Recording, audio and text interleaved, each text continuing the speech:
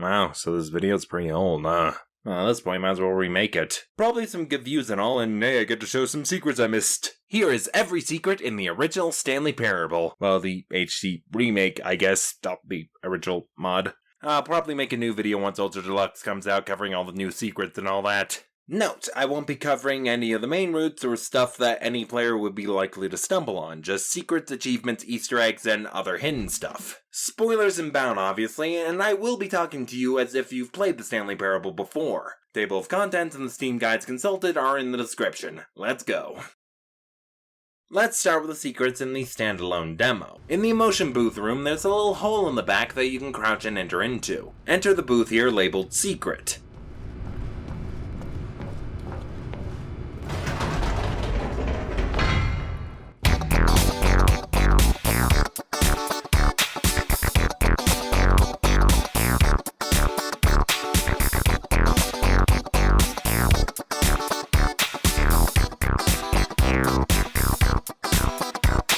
During this section of the game, you can actually place the cup up in the rafters. This is new. This is different. Surely there must be a game somewhere in here. Okay. Oh, how about this cup? Yes, go pick up the cup. All right, now put it, in the bin. Now, how did you do that? You got the cup all the way up there. I didn't even know that was possible. I guess in a certain sense, this is a game too, the game of getting the cup stuck up in the rafters. Yes, it's the most exciting of all games, and guess what? You won. Do you know what you get for winning? An achievement. When the demo's falling apart near the end, you can actually see Octodad making a cameo appearance up in the ceiling. During any point in the game, you could just type the word FacePunch and then every texture is pretty much replaced by the FacePunch logo. FacePunch. For those who don't know, FacePunch is the name of the developers of Garry's Mod and Rust. The FacePunch forums were apparently a favorite of one of the Stanley Parable developers. You can also type FacePunch in the demo for the same effect. You may notice some pictures adorning the wall. Click on this picture right here and it will change to a mysterious employee. For this one, go along the main path where you obey the narrator until you get to this room. Press a button for the elevator but turn around. The gate behind you will open after a while, and I do mean a while.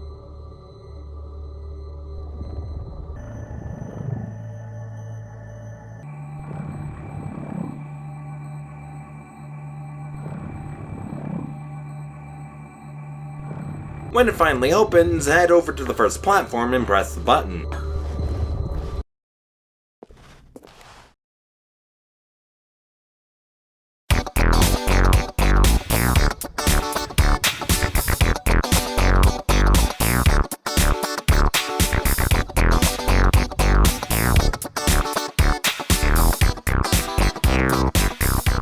This one requires a bit of setup. You need to find computers that say awaiting input and click on them. After each computer you find and click on, you need to restart your game and find the next input. The computers are, in order, Desk 419, Desk 423, the desk outside the boss's office, Desk 434, and finally Stanley's computer at the start of the game. Doing this will let you into a true paradise.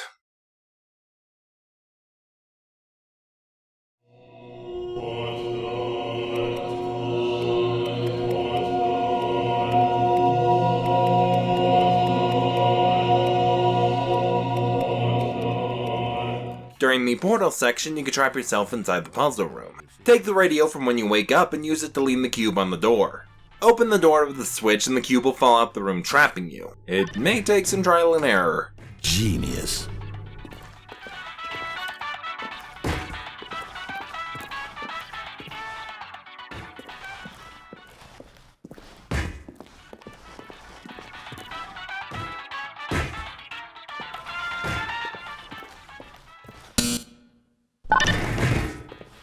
Now, how did you manage that?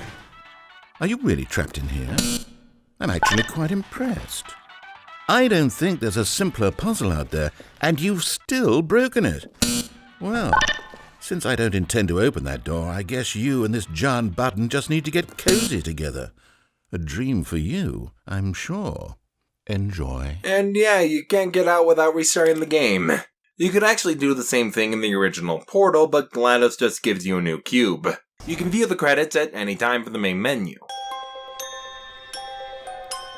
Typing out the word secret on your keyboard will make the music change. S-E-C-R-E-D.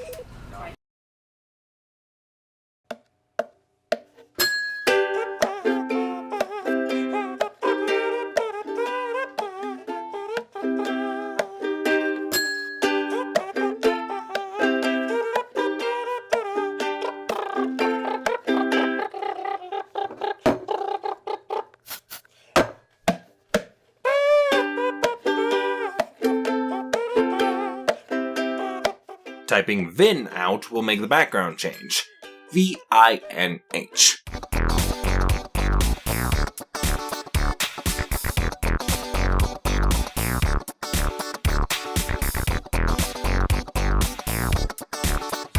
The code 1947 also works when using the keypad. Yet incredibly, by simply pushing random buttons on the keypad, Stanley happened to input the correct code by sheer luck. Amazing. This appears to be a reference to the passcode from the original mod, since it's only one digit off.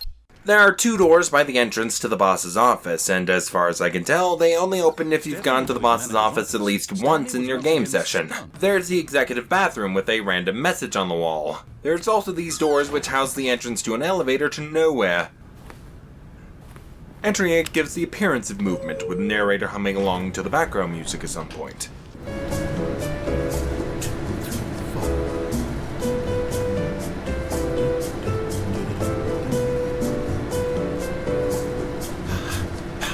But when you leave, you see that nothing has really been accomplished. Now for more hidden endings. First, head to the boss's office. You have to enter enough into the office to get the doors to close while backing out before they actually do close. Go back down the stairs and back through the office until you get to the start of the game and go through this door.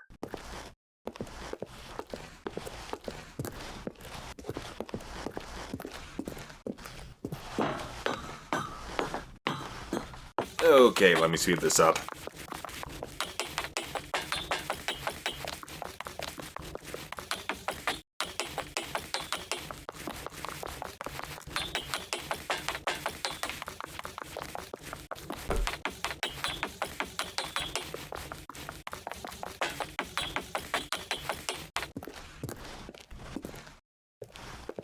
The sign is rather dirty. Luckily, we can go through the game files. Warning, entering escape pod will initiate a relay that once triggered cannot be disabled or paused. Both the narrator and the player must be present in order for escape sequence to play out as intended. Do not proceed, do not proceed, do not proceed, do not proceed.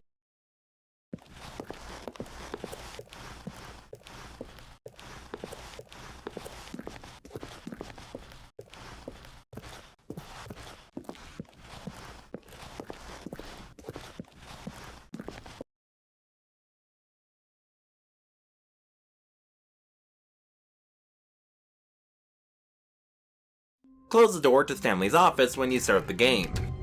But Stanley simply couldn't handle the pressure. What if he had to make a decision? What if a crucial outcome fell under his responsibility? He had never been trained for that. No. This couldn't go anywhere except badly. The thing to do now, Stanley thought to himself, is to wait. Nothing will hurt me. Nothing will break me. In here I can be happy forever. I will be happy. Stanley waited. Hours passed, then days. Had years gone by? He no longer had the ability to tell. But the one thing he knew for sure, beyond any doubt, was that if he waited long enough, the answers would come. Eventually, someday, they would arrive. Soon, very soon now, this will end. He will be spoken to. He will be told what to do. Now it's just a little bit closer. Now it's even closer. Here it comes. First, you should disobey the narrator until you find yourself in a warehouse section, and then just walk off the edge. But in his eagerness to prove that he is in control of the story and no one gets to tell him what to do, Stanley leapt from the platform and plunged to his death. Good job, Stanley. Everyone thinks you are very powerful. First, stand on the chair at desk 434, walk onto the computer, crouch and walk to the computer by the window, then just walk out the window. At first, Stanley assumed he'd broken the map, until he heard this narration and realized it was part of the game's design all along. He then praised the game for its insightful and witty commentary into the nature of video game structure and its examination of structural narrative tropes. So, now that you're here, what do you think? Isn't this a fun and unique place to be? Why don't we take a minute just to drink it all in? Okay, I'm over it now. What do you think? Are you sick of this gag yet? Well, I don't know how to say this politely, but you could literally just hit escape and restart the game any old time you want, like right now. You could have done it just then. Now would also be an appropriate time to quit. Any of these points and so many, many more, all of them are appropriate.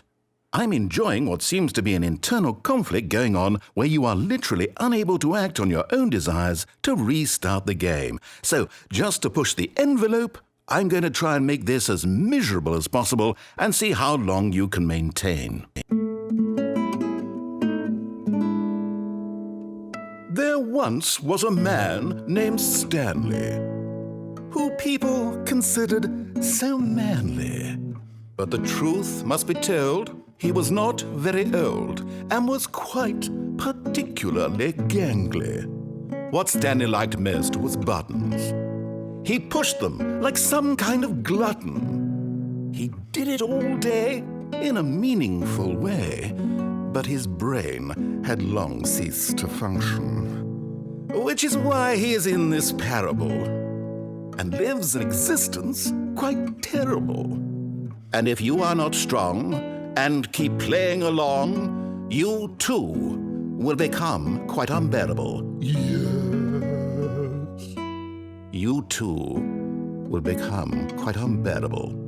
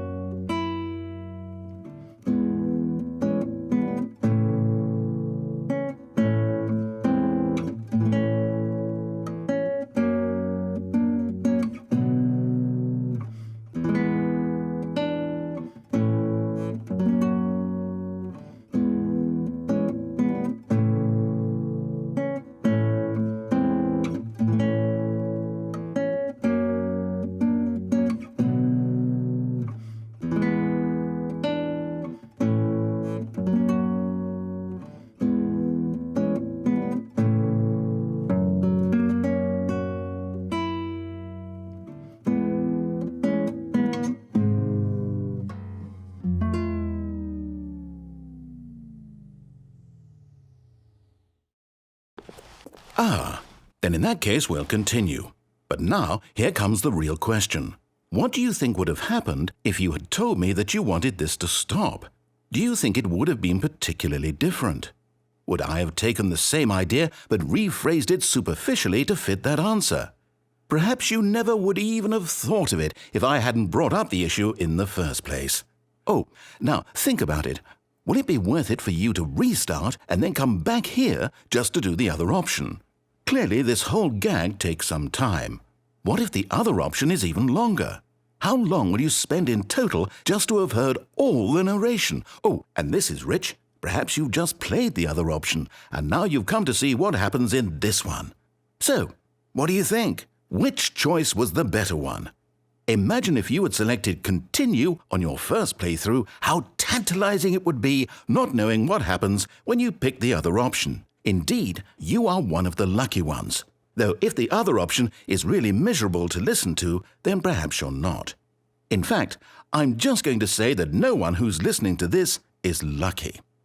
Well now, I've built up the other options so much that I'm going to stop talking and leave you to your decision whether to come back here, continue with the game, or just sit in this spot forever and ever.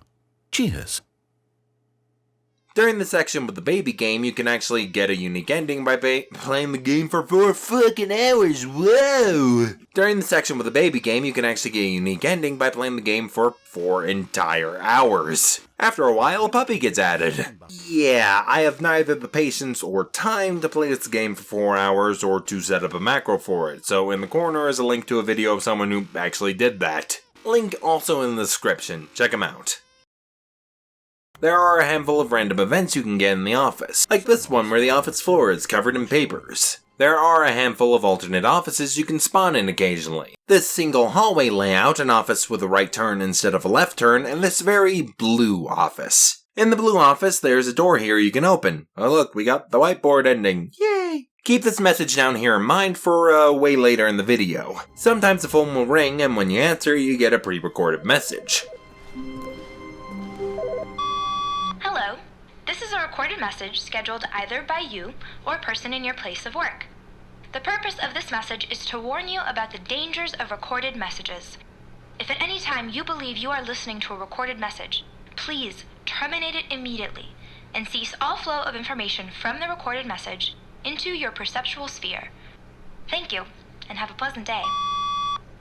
Well, shit. Sometimes when you enter it, it will be a message from, presumably, Stanley's wife. Even if this isn't Stanley's desk. Hi, Stanley. Just wanted to leave you a message to let you know there's a few things I need you to pick up on your way home from work today. We need milk, cereal, dish soap, spaghetti, get a thing of sugar, some bread, and coffee beans, whichever ones you like. I'll give you a call if there's anything I forgot. Thanks, sweetie. See you tonight.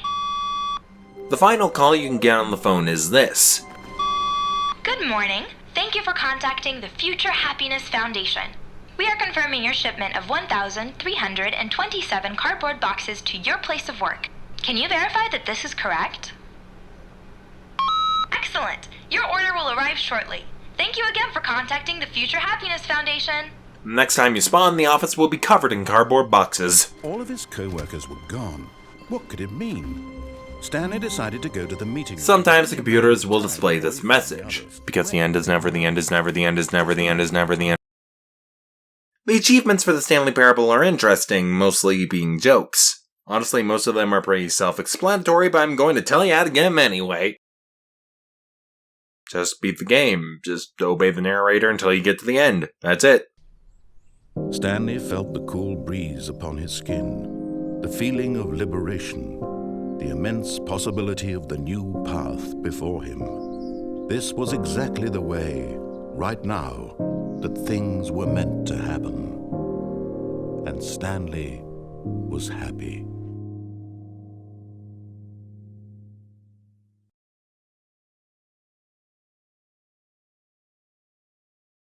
Enable this achievement in the options.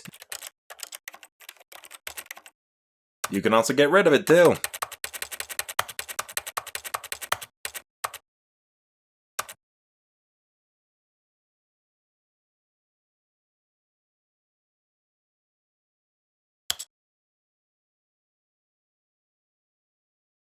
Remember this button in the demo? Now is there anything that you can press that has an 8 on it in the main game? Why yes, remember the keypad in the boss's office? Simply press 8 8 times. 8.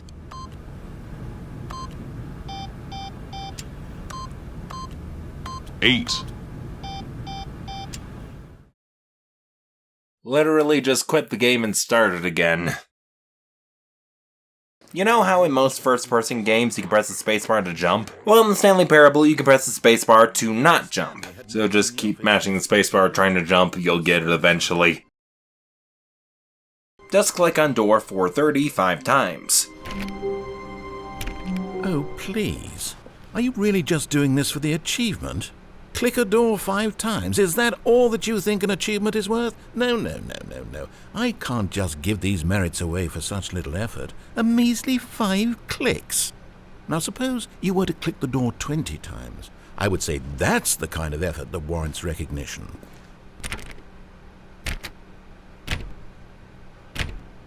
I have to say I'm still not feeling the satisfaction of witnessing true effort for a noble cause. Perhaps 50 clicks will do it. Yes, almost certainly 50 clicks.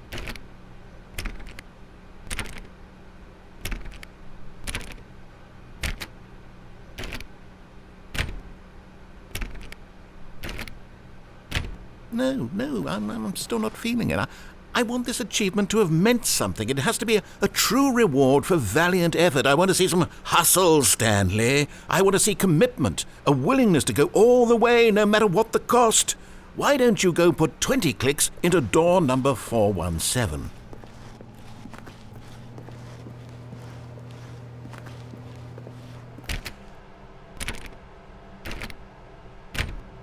Oh, great. Now, go click a few times on door 437.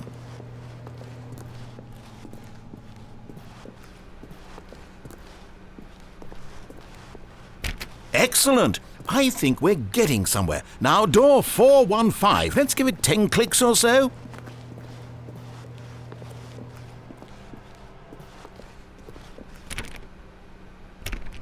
Now, back to door number 437.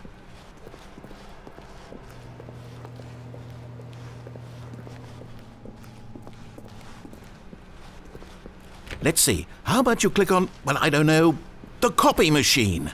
All right, back to room 417. I'm really feeling it now. I think we're getting somewhere. Okay, now go climb on employee 419's desk. Yes! This is great! You're putting it all on the line, Stanley. I like that. All right, let's keep it up. Go give me a few clicks on door 416. We've almost got it! Now the copy machine, do that one again!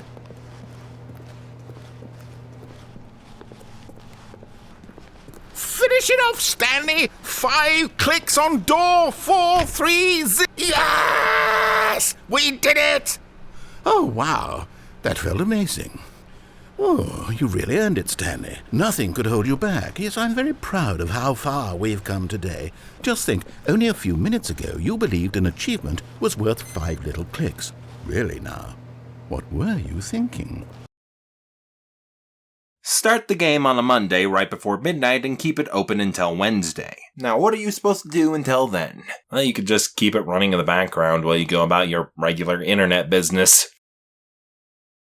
Simply obey the narrator as fast as possible. There are a handful of tricks you can do to prepare and cut down on time. First, we need to get through the boss's office quicker. Start by entering the keypad code before the narrator tells you it. Stanley was in such a rush to get through the story as quickly as possible, he didn't even have a single minute to just let the narrator talk.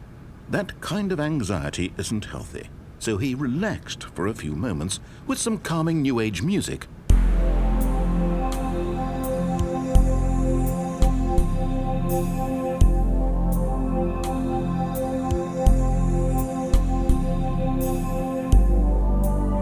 Feeling soothed and rejuvenated, Stanley calmly walked forward into the opened passageway. Then enter the office again. Okay, I think we all know the drill by now. Blah, blah, blah. Dark secrets, the keypad. Stanley pushes some buttons. Oh, hey, look, it's a new passageway. Quelle surprise. On the 3rd time through, the narrator just lets you in. Here's the door. Just go. Also, you should go through the elevator at least once to skip a cutscene and save some more time. Finally, if you spawn at an alternate office, you can save a ton of time. Put it all together and you get this. All of his co-workers were gone. What could it mean? Stanley decided to go to... When Stanley came to a set of 2 open doors, he entered the door on his left.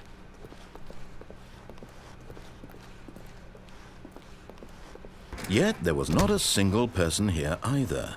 Feeling a wave of disbelief, Stanley decided to go up to his boss's office, hoping he... Coming to a staircase, Stanley walked upstairs to his boss's office.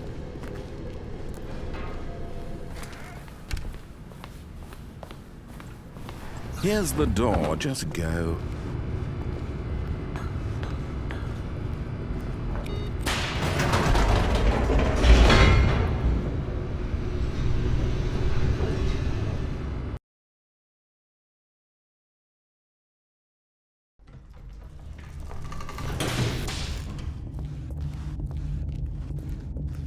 Stanley walked straight ahead through the large door that read Mind Control Facility.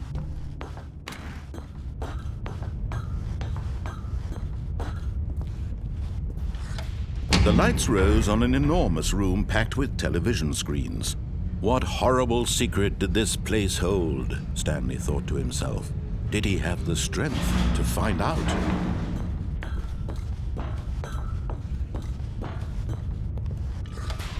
Now the monitors jumped to life, their true nature revealed.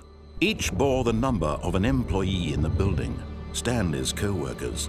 The lives of so many individuals reduced to images on a screen, and Stanley, one of them, eternally monitored in this place where freedom meant nothing. This mind control facility, it was too horrible to believe. It couldn't be true. Had Stanley really been under someone's control all this time? Was this the only reason he was happy with his boring job? That his emotions had been manipulated to accept it blindly?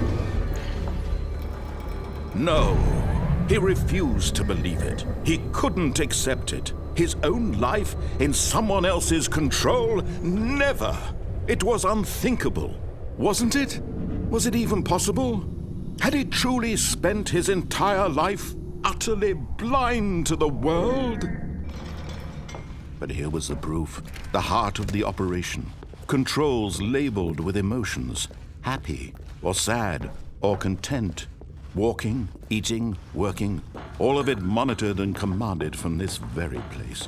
And as the cold reality of his past began to sink in, Stanley decided that this machine...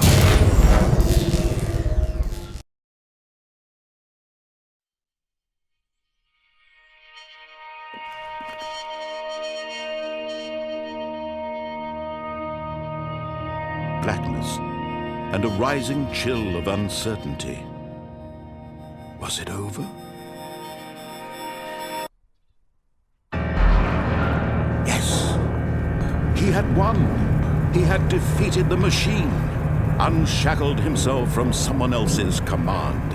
Freedom was mere moments away. And yet, even as the immense door slowly opened, Stanley reflected on how many puzzles still lay unsolved. Where had his co-workers gone? How had he been freed from the machine's grasp? What other mysteries did this strange building hold?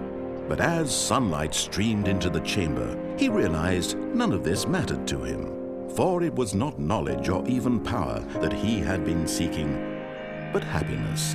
Perhaps his goal had not been to understand, but to let go. No longer would anyone tell him where to go, what to do, or how to feel. Whatever life he lives, it will be his. And that was all he needed to know. It was perhaps the only thing worth knowing. Stanley stepped through the open door. Stanley felt the cool breeze upon his skin, the feeling of liberation, the immense possibility of the new path before him. So, I haven't played this game in a while, not since my original Stanley Parable video came out. When did that video come out anyway? 2013? Fuck, I feel old now. A lot has changed since then. I graduated college, moved out, got married, had 5 kids, and the world got taken over by dolphins, and then I traveled back in time to prevent that, which also meant I never met my wife, and my kids never existed. I'm trying not to think about the existential implications of that, although I did get the achievement legitimately this time. You can't. Now, as for why Steam says that 5.3% of people have it. Well, some got it randomly basically, others just kinda cheated by messing with the config or other such tomfoolery. Also, I find it funny that 23% of players never booted up the game twice apparently. Now on to hidden details and Easter eggs. Follow the adventure line to here, but go past the open door into this little alcove where you can find a mask by some boxes. This mask is from Payday the Heist. You know, the bank robbing multiplayer game.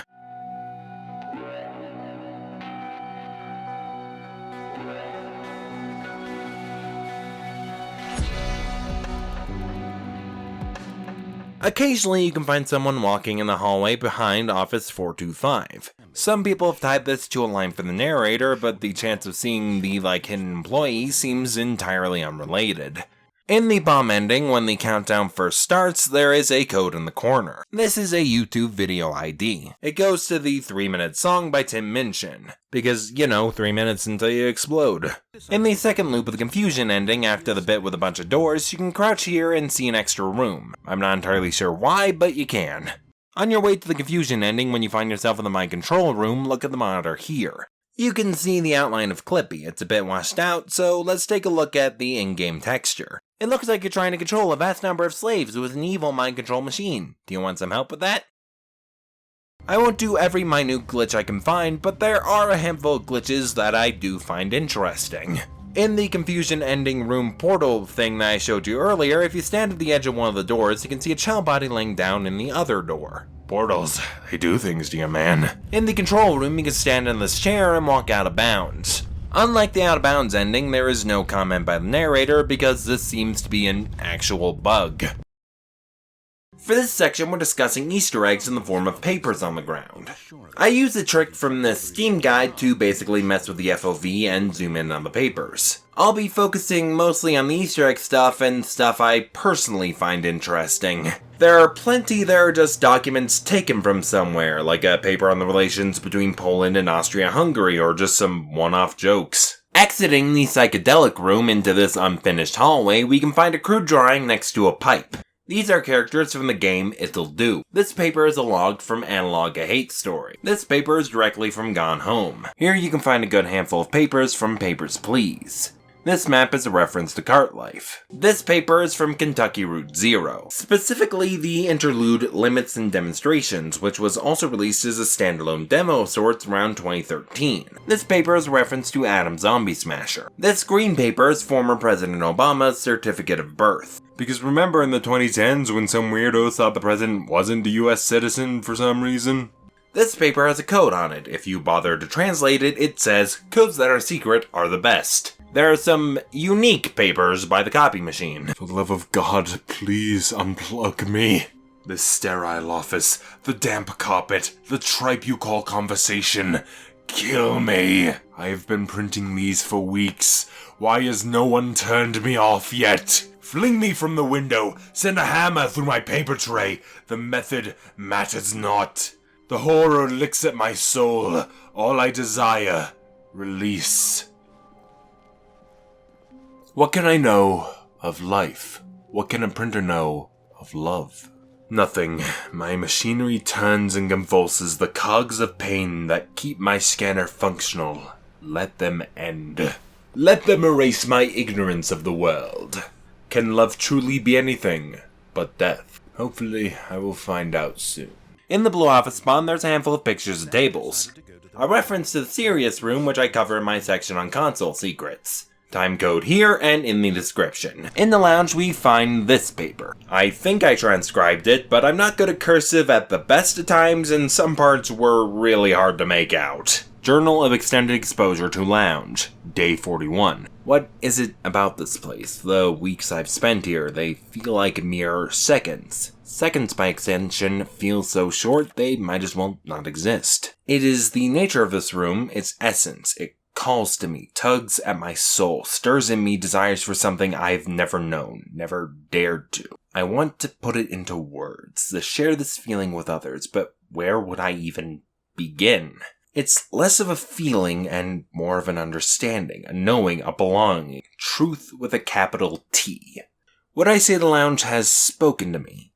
Yes, but in a cryptic tongue created specifically for this very communication, sacred in its purpose, then discarded as soon as it's used, never to be spoken again. A single of clarity, connection between man and man, then still forever. A memory, or perhaps not a memory, but an insight into the past that never happened. Also, I'm hungry. I love existing. Oh no! Memo, why are we here? Hey dude, you ever just look up in the stars and wonder, why am I here? Have you ever read Way of Zen by Alan Watts? It's so good, man. Mind expanding stuff. What if the stars are like us in the future, man? Dude, deep. Miss Robert shouted, "No!" as Chris Noble shouted, "Wurg!" It was as she had feared. The unknown creation, spawned from a vat of chemicals spilled 16 years ago, was him, but she would put an end to it. Well, Chris, I have a solution. Chris looked puzzled. Yes, I call upon Chris Bain, the Master Bunsen. And she took from the rubble of her lab a giant Bunsen burner, pointed it at Chris Noble and screamed as she turned it on, igniting a roaring flame. Also, Chris Noble is apparently a well-known Survivor contestant. This paper is copy and pasted from an article on Galactic Cafe's old website. We have another coded paper here, and it translates to this. A reference to this video the devs made making fun of a particularly unique email they got. Also, the number at the end, 1112800, was the number of the Stanley Parable thread in the old FacePunch forums. Next section talks about Easter eggs related to the console. To enable the console, you simply have to go to the game in Steam. Go to Properties and in the launch options, type -console. Also in the game, I will bind the console to a convenient key. Now on to the Easter eggs. Type bark into the console. Now whenever you click, you bark.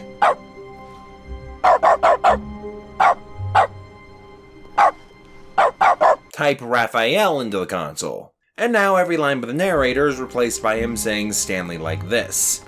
Stanley! Stanley! Another obvious reference to the Raphael trailer. Enter Imabird into the console. All one word, no spaces, no punctuation. You will start floating like a bird. Presumably this is how the effect is triggered in the Mariella ending. Enter Hideous in the wiki page for a random TF2 item is brought up in the Steam browser. Truly a fucking ugly piece of work this item is. In the console, enter SV_cheats1. Stanley, this is me being serious. In fact, this is my serious room. It's where I come to be serious. That table is the most serious table I could find. I looked at many, many tables, hundreds of tables. It's possible I looked at over 1,000 tables. I honestly don't know. The specific number isn't as important as the understanding that of all tables I looked at, this one is the most serious. I relate this story to impress upon you the extent to which this is the most serious room I have, which is why I brought you here. You just tried to activate server cheats, which of course runs the risk of breaking the entire game. You've got no respect for the strict order of scripted narrative events, and I just can't have that. It's time to get serious, Stanley. No jokes, no games. Outside of this room, I might be more tolerant of those things, but now we're in the room. Which is why I'm subjecting you to the most serious punishment I can think of. 100 billion trillion years standing here in the serious room. Perhaps after that, we can talk about the severity of your actions and whether you've learned anything. But until then, serious room, go!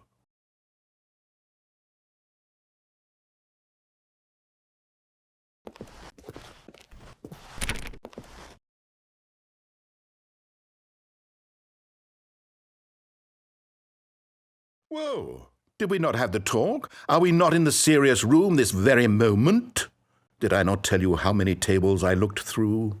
I'm going to be conservative and say it was somewhere in the tens of thousands of tables. Any reasonable person would say I spent an absurd amount of time doing nothing but looking at tables, and I genuinely considered each one too. I took a hell of a lot of notes. I kept the notes in a different room. That room is less serious than this one. It's more of a notes room. Again, the point of this story is to convey how serious I feel this cheating issue is. And I'm sure you'll agree with me once you've fulfilled your new punishment. Infinity years in the serious room. I generally have trouble reading human emotions, but I'm going to go out on a limb here and say that you're devastated by this crippling new punishment. As well you should be. It's the most serious I could think of. Can you get more serious than that? No, you can't. Don't try.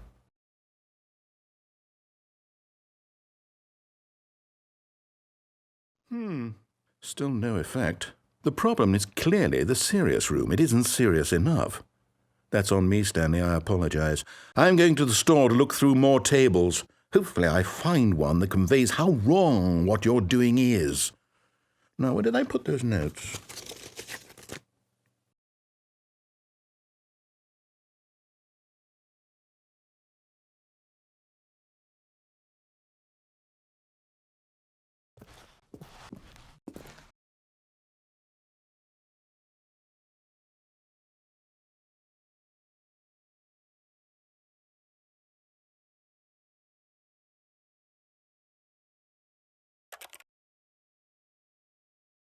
Now on to Easter eggs that are contained within the game files. There's a Readme file in the Stanley Parable demo simply reading, "Hi Timmy!" The Readme in the main game simply reads, "Sup." Now let's cap this video off with Easter eggs hidden within the textures themselves.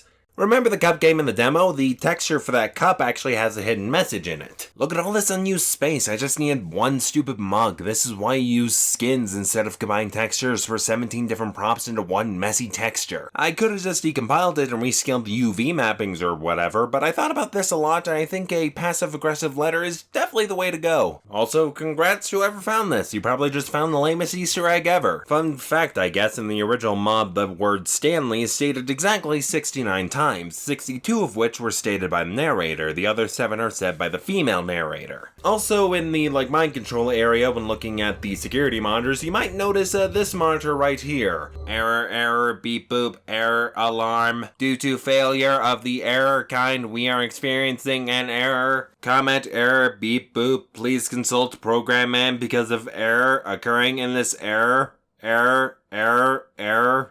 Can the real error please stand up? Beep boop error. Beep boop error. Honestly, do you know what it's like to put so much detail into little things like this? I mean, I'm typing this out and I have no idea why. Will anybody even look at this texture? Will it increase the value of somebody's gameplay experience? I don't know. If you're reading this, you're probably the only one. Hello. The next texture is this one. This is a story of a loading dock named A. Loading Dock A worked for a company in a big building where he was Loading Dock A. Loading Dock A's job was simple. He opened and closed his door to allow delivery vans access to the company's boxes. Orders came to him via a remote control pushed by his manager, telling him how far to open, how long to stay open for, and when to close. This is what Loading Dock A did every day of every month of every year. Although others might have considered it soul-rending, Loading Dock A relished every moment that the orders came in, as though he had been made exactly for this job. And Loading Dock A was happy. While traversing the texture files and seeing the paper textures so I could read them easier, I found a handful of magazine textures that don't appear in the game proper as far as I can tell. I mean, let me know if I'm wrong, obviously. Going over some of them, this appears to be a picture of Davey Readme, one of the developers. This one is a fake Rock Paper Shotgun magazine all about Octodad apparently. Remember that Octodad had a cameo in the demo. Rock Paper Shotgun is a UK-based online gaming outlet, which to be clear was never a print publication. This is a reference to Hate Plus, the sequel to Analog Hate Story. Not only does a sprite come directly from the game, it also is a reference to a scene where you bake this girl an IRL cake. This one is a reference to Luftrauses. I don't recognize the rest, unfortunately. I mean, I get what magazines they're referencing, but I'm not sure if they're referencing, other games as well. So if you recognize what, if anything, these textures are referencing, feel free to leave a comment. So that's every secret I can find in the Stanley Parable. Maybe I had to make a judgment call for some of these. Like the game design ending and the not Stanley ending are a bit out of the way and hidden, but are they really secrets? Well, anyway, comment if I actually missed something notable. Otherwise I'm going to, I don't know, take a nap or something.